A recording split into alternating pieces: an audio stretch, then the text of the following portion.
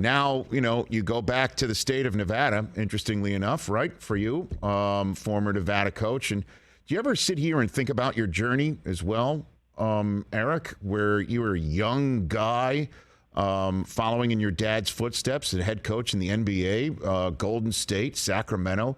Now you're a college coach who's trying to get back to the Elite Eight for a third straight year. Do you ever sit back and, obviously you strike me as a guy who is very high energy, focused on the present, but do you ever sit here and wonder about your journey and what you've done so far, Coach?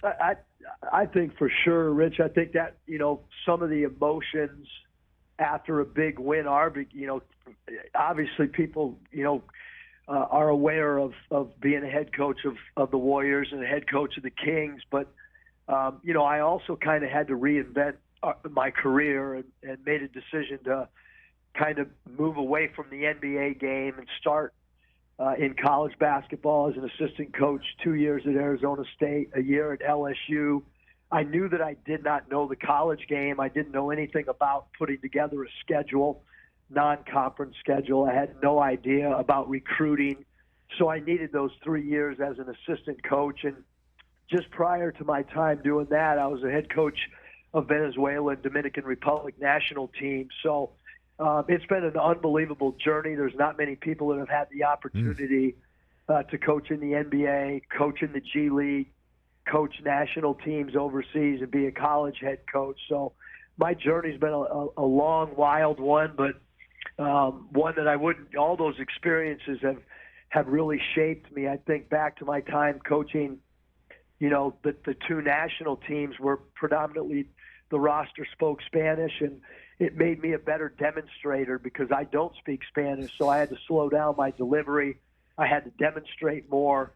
And then in-game huddles, I became much, much clearer in my presentation and diagramming on the dry erase board for execution type stuff. So all those experiences have certainly shaped me as a coach that still can't wait to get on the practice floor every single day. But how did your NBA experience shape your ability to do what you're doing right now, or not at all?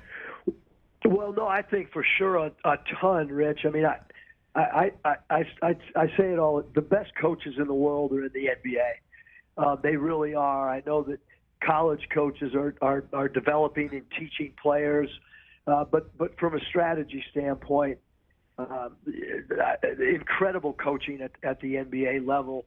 So certainly that's helped. I think just from an experience standpoint, when you're able to coach 82 games in a regular season as opposed to 30, and your game is 8 minutes longer.